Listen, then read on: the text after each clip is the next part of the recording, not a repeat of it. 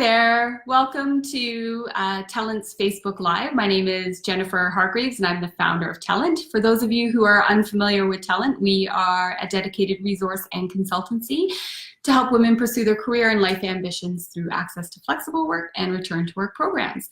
I'm here today with Christine Laperriere, who is the founder of Leader in Motion and the executive director of the Women of Influence Advancement Center. And she's also an author of the newly launched book, Too Busy to Be Happy. She's here with us today to talk to us a little bit more about how to use your emotional real estate and grow our work-life wisdom. So welcome, Christine. Hi, thanks for having me. And congratulations on the book. You were just saying that it's already reached #1 on Amazon. Yes. There you go. Yeah. Under personal transformation. So you can look it up. We'll put a link here in the bottom as well, so you can check it out. Mm-hmm. Maybe you can tell us start with just telling us a little bit about this book and your personal story and how you came to write it. Yes. Well, so the book really was a passion project that came out of my own experience of going through a very intense burnout. And I felt like, what I realized is over my journey and my experience is I learned to grow tools that actually help prevent me from having another burnout. All of a sudden I started to gain this wisdom that was really useful to other people. So as I started teaching and sharing this knowledge, people kept saying, "Where's the book? Where's the book?" And I realized finally that I needed to put this on paper somewhere that other people could gain access to it instead of just my clients or just my corporate companies that I work with. So what was your story? So in 2007, I went through a time where I had been promoted a couple of times. I went through a breakup. So I had, kind of my personal life, my time and energy opened up. And all of a sudden, as I had been working harder and harder, and I got into a very difficult client, I was juggling a new team and lots of travel. I started to slowly kind of drop into this depression is really what it was. But at the time, I didn't understand that's what it was. But it was very slow and very, creeping. And as I noticed that I started to kind of lose focus of who I was, and I started to lose focus of my sense of humor and passion for things that made me happy, I started to veer off of what I eventually call my true north. So I started to really I lost interest in friendships and kind of lost interest in exercise. And it actually started to really culminate when I started struggling to breathe, and I went into the doctor and started getting numerous, number of tests done so that I could find out what the feeling of this weight on my chest really was. And after every test, allergy tests, sleep apnea tests, chest x-rays, you name it, he came back and said, "I want to put you on Ativan because I think the big problem here is that you don't know how to manage your stress." And so I remember asking, "Well, when do I come off the Ativan? When am I done with the Ativan?" And he said, "You're just going to need to learn how to manage your stress. This is directly related to stress." So, yeah. So, and I think that story resonates with me. I had my own personal burnout late last year. It showed up in the form of insomnia, but that's what stress does. It's kind of this sneaky little thing that comes up and hits you and you think, "I've got it, I've got it, I've got it, I've got it." And sometimes it just takes one tiny thing to topple you over, tip you over, and it starts manifesting through physical problems, doesn't it? It does. And I think so many people, every time I tell the story, even in my case, it got so bad that I started to fantasize about getting sick, which is, it sounds crazy, but at the time it was actually, I needed a break. I needed a really big break, and vacation wasn't enough. And I started to actually fantasize about getting really, really sick so that I could just get a break. And I wanted that break to be with permission from people around me. So I didn't want to be blamed or judged for taking that break. And every time I share that story on stage or with a group of people, there's always someone that walks up to me and says, "I've been there." And I have a very close friend who we've had discussions about being hit by a car, which is horrible. But the idea is that, well, it's not enough to kill me, but I'm in hospital for a little while so I can have a break. I don't have to parent. I don't have to work. I don't have to worry about anything. My job is to sit here and recover and do nothing. Mm-hmm. And so that's why I was laughing. I don't think it's exceptionally funny at all. We've had discussions ourselves in my own circle about about getting a break, and it's scary. Right. It's scary, and it's not uncommon, as you said. Right. It's a topic that comes up time and again within our community here on Talent, within my own personal peer network, right. And with my friends and family. Yeah, and that's how you know how bad it is when it gets to a point where, to me, it's mental illness. Like when you've officially started to, fantasize about something that would be horrible. You're now at a point of mental illness. So there you go. Congratulations. You got to be part of that. Yeah. So. One of the central themes in this book is work-life wisdom. Why not work-life balance? So I, first of all, want to throw out the term work-life balance. That's kind of one of my missions, because balance makes this assumption in our head, because we are very visual in the way our brains think about things. We think of things in pictures, right? And so when you think of something in a picture and you think of balance, you think of two scales and things being 50-50 and equal. And the truth is any high-performing, really busy person that has a family and has a home life and has a busy job, none of it looks like that. Every day does not look 50-50 split in half. If anybody has been home with a sick kid or been, home with a sick parent, they know for a fact that day is fully dedicated to that. And that's where all their energy is. Yeah. And then meanwhile, we also know that we get into really busy times in our business, and we, for all intents and purposes, that's what it looks like that day. And so work-life wisdom is more about the experiential understanding of how you're going to create boundaries around how you manage your time, energy, and stress, and how you are able to manage your priorities and kind of what your commitments are to family and life. But the words balance, to me, unfortunately, it just gives off this 50-50. And it also makes me think of this balancing act that we have to do. And I feel like putting that out there gives us all unrealistic expectation. Yeah, I agree. It's and I hate that image of the woman juggling everything, because I feel like, yes, that's true, but it's not everything at this, well, feels like everything at the same time, but it's not equal, is right? Not 50-50. Right. So then, is it possible to negotiate or achieve work-life wisdom? Mm-hmm. So the magic of it, so one of the reasons I like the term work-life wisdom, and why the name of the site and the Instagram, it's all my work-life wisdom. It's about the customization of what works for you. So I started, I had real passion for this topic. So I started noticing when I was coaching clients and I was working with different women at conferences and things, I would hear them talk about their own ways that they make it all work. And so, for example, I remember seeing one of the top execs at RBC, and she said, I've never made it to one of my kids' dentist appointments, but I've never missed a soccer game. Right. And that's how she did it. And so, that was an example of her work-life wisdom, was that she was going to make a commitment to this, but she was going to say no to this, and it was going to be her customized way of doing it. I remember another exec that was in pharmaceutical, she talked about she gets up at 5 a.m. and she answers emails so that at 6 a.m, when the kids start to wake up, she can be fully present for breakfast, and she doesn't worry about rushing to the office because she's already got a head start on her day. That's her work-life wisdom. And that was the way that she needed to manage things so that she could be emotionally present for her kids in the morning and help really focus on getting them off to school and everything else. It was that hour that she already had to sort some of the thinking that she would have around the office and the workplace.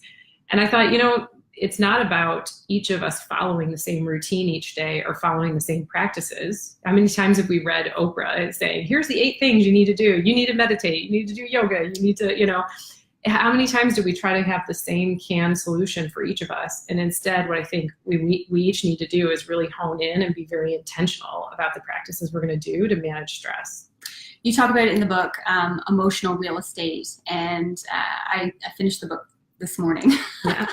And timing. I was a bit time pressured, but actually I really enjoyed it. And this idea of emotional real estate made a lot of sense to me. And part of the study that you did is in, I'm going to get it wrong, but linguistic, what is it called? Neuro-linguistic programming. Yeah, which is talking about words and imagery and everything else, and how your subconscious mind works. But for me, it gave me that image of what my work-life wisdom is. This emotional real estate is a very clear picture. Maybe you could explain it so that other people can get that idea too. I think it's super helpful. Yeah, and I like this idea because, again, as soon as your brain can start to picture something, it has a framework to operate a little more efficiently. And so the concept of emotional real estate is just a term that I picked up. I talk about it in the book a bit. But if your mind is your house and you've got a nice front lawn, let's call it, of fixed real estate that sits right there in front of, it's what's sitting on the front of your mind. And you have that fixed amount of real estate to use for decision making, for managing change, for managing disappointment, for managing your emotions, for managing your relationships. Right now, if you're sitting here thinking to yourself, I'm worried about whether or not my children has enough, is going to get enough to eat today at lunch, you're using a piece of your emotional real estate for that. If in the back of your head you're wondering, how your business is going to do this year, you're using a piece of emotional real estate for that. If you're also trying to remember the fact that, the guy that's going to mow the lawn today is coming by at 3 and you have to make sure you're out the door at a certain time, you're also using emotional real estate on that. So that is the way that we manage all of that information that's happening in our head. And I feel like when you're describing it, it's like the ticker that's constantly going on about all the things that should be happening, you should be doing, things that are going on. It's like tick, tick, tick, tick, tick, tick, tick. Yeah. And I think the way that you described it in the book is that every little piece of this every little thought takes up a piece on your lawn. And the present is the sidewalk. And the idea is that you want to get to the sidewalk and be in the present and be in the moment, which I really liked. But you've got a clear path to get there by clearing out or changing things around in your emotional real estate. That's exactly it. I mean, you described it perfectly because, the truth is that if you can't be available for the present moment, then we know we're missing all of that. But to come at it with, sometimes that's a lot easier said than done. So I found that, like, for me, meditation first and trying to quiet my mind it was hard for me to do that. I needed a different model that would work for me so that I can mentally visualize how to clear space to be present. And I find that now I'm very conscious of what I use that emotional real estate on. I budget it. I'm very systematic and I'm very kind of cheap with my emotional real estate. And if I get a disappointing piece of information, I ask myself whether or not I need to use emotional real estate on it. I might go, oh, that's too bad. Maybe tomorrow I'm not going to think about this anymore. But I'm very conscious and very stringent with how long I let something use up emotional real estate for me. And you likened it in the book to a budget, right? If you have $100, how are you going to spend that $100? You have a finite amount of money. It's the same thing with your emotional real estate, is you have a finite amount. So how do you want to spend that energy, and being very aware and conscious of what you're spending on? Right. It's fantastic, actually. It's a really good book. I suggest it. Thank you. Can you give us any advice for working moms or who feel they can't make everyone happy? What are some kind of takeaways or bits of advice for us? I love this, so I have to share this as my favorite. When I found that one of the things that uses up a lot of emotional real estate for me is trying to make everyone happy. And I think that's what I know when I'm coaching even amazing working moms, some that are staying home trying to make everybody happy right now. One of the things when I talk to women, they struggle sometimes with feeling the onus of disappointment when somebody doesn't feel happy or approve of what they're doing. And so I came up with this term in my own experience just because I'm in front of a room a lot and I'm on stage and I'm working with a lot of individual clients a lot. And so I'm so many different people, I can't make everybody happy. And so what I found is I nicknamed it the bell curve of approval. So when you were a kid and you were in school, a lot of us got graded on a bell curve, right? Yeah. And so a lot of us know that, there's only 20% in that top category, right? And maybe 20% in the bottom, and then 60% that kind of sit in that lump of the bell. What I found is I nicknamed it the bell curve of approval because I found that in reality, no matter who you are, no matter how fabulous you are, there's going to always be, what I kind of call the top 20% who love you and adore you and think that you're amazing. I like that percent. We like that percent. We're a fan of them. And then there's that 60% that think you're pretty good. They don't think you're the best thing they've ever seen, but they also think you're pretty good, cool enough. But then there's that bottom 20%. And for whatever strange reason, that person or that audience doesn't quite get you. They can't resonate with what you're saying. They can't, you don't work quite for them. And so a lot of the times what happens is the people pleaser in us, we only hear what the bottom 20% are saying. And so sometimes we have a tendency to focus so much in on that bottom 20%. And meanwhile, that top 20% is trying to say, hey, you're fabulous, you're doing a great job. And meanwhile, we're like, but that one person over there in the corner told us we're not that great. I find if I coach women who have professional lives, sometimes they'll run into the boss where they said, oh my God, my whole career, I've always had bosses that told me I did a great job and I really, nailed it. And now I'm working for someone and, he thinks my presentation skills are terrible. He thinks my reporting is terrible. Like all of a sudden he thinks, he's my biggest critic. And, the last 3 jobs that I've had, I've gotten nothing but positive feedback. And so it's trying to understand that I say it's like physics. Like if you can accept the fact that no matter what, whoever you are, no matter how good you are, you're always going to have a top 20 and a bottom 20. It's just extracting what's useful out of the feedback that came out of the bottom 20, but also making sure that we pay attention and make space to hear that top 20 and not let our desire to help to please that bottom 20% drive everything about us, because that's where a lot of insecurity, lack of confidence, and again, using up emotional real estate trying to make everyone happy. That's what that bottom 20% does. It's almost letting it go and just refocusing your energy and your emotional real estate on the positive and soaking that in. Right. Sounds good to me. Absolutely.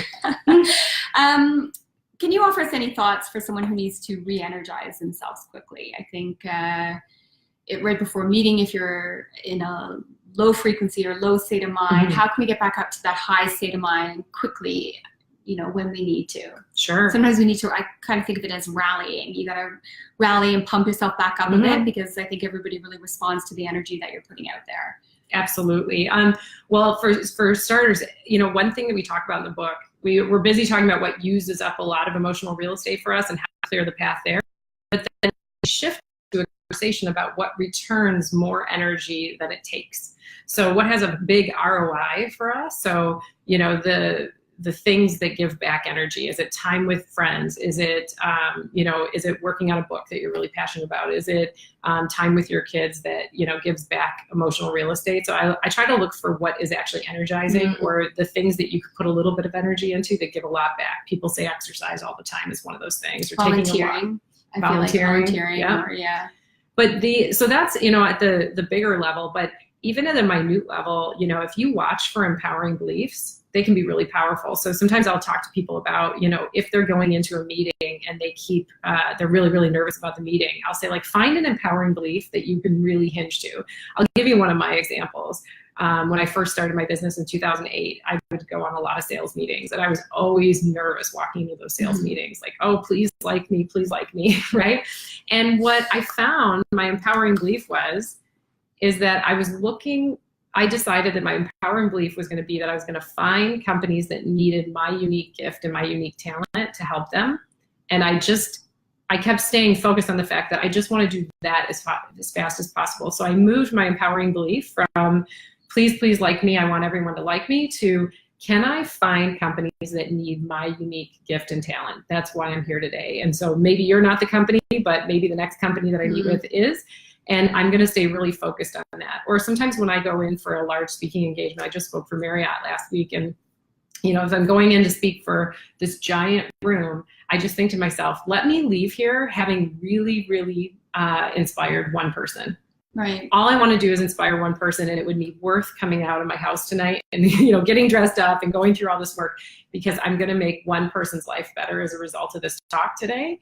If I can do that, then it makes it really easy, because I feel like I let the expectation go that I have to make all 100 people in the room happy. But meanwhile, it allows me to stay with my authentic mission, which is to be of service. Yeah, that's fantastic. It sounds super simple, is it? Well, empowering beliefs, I think actually when you build them as a practice and you start to recognize that an empowering belief is the fastest way to shift your mindset, we don't have a lot of control over anything else. Right. So I don't have a lot of control over those 100 people that came out that night to hear me speak. I can't go in and rewire their brains to like me, or to rewire their brains to find what I have to say valuable. But what I can do is I can focus on that empowering belief. And so, it's also a lot of work to be stressed. So it's just as much work to use an empowering belief. It takes the same amount of energy. You might as well switch it from the negative to the positive. Right, exactly. Fantastic. Yeah. So tell us, Christine, where can we get this book? So it is easy to get on Amazon. If you look at Too Busy to Be Happy, there is the paperback version and the e-learning version, or sorry, ebook version that's available on Kindle, or you can also read it on the Kindle app. So you don't actually have to have a Kindle in order to read the Kindle version. But you can do that. And you can also go to My Work-Life Wisdom and you can download the free 7-minute morning, which is also just a great tool to practice when you're starting your day, just to get your mindset ready for the day.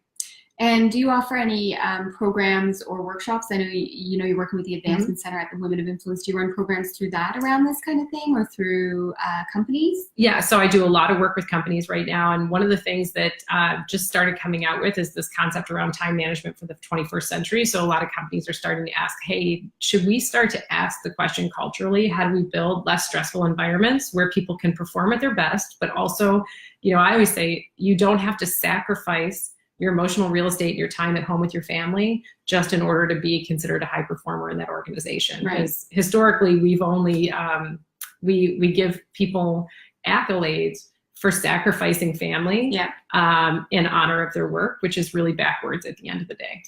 And these programs, we've been talking a lot about women and our specific stresses and everything else that we have going on. Is it the same for men? Is it, yeah, because surely there's got to be stressful environments for men as well, and demanding, and conflicting pulls for men as well, for everybody really. I made the mistake of thinking that this topic would only resonate with women, because a lot of us as women, we have the people pleaser. We're naturally trying to, we like to do things really well, and sometimes we're trying to multitask a lot, right? By nature, the way our brains are wired, we're actually natural multitaskers. So I always have made the assumption that this topic was highly really designed for women. But what I found is when I started speaking to rooms, including men, first of all, a lot of men realize that they have emotional real estate and they're holding on to a lot of things. Sometimes they're not as communicative about it, but they also have that feeling of stress where they're carrying a lot of things around. And they just sometimes process it a little bit different, or they show it a little differently in the way that they might share. So I've been really shocked by how many times men will say to me, oh yeah, no, I'm using a lot of emotional real estate on a couple of things, or I'm having a hard time letting go of something. And I just don't know how to say it. I don't know how to talk about it. And so, and then even after, some of the keynotes that I've given, where it feels like it's really focused towards women, the men will come up and go, no, this absolutely hit home for me too.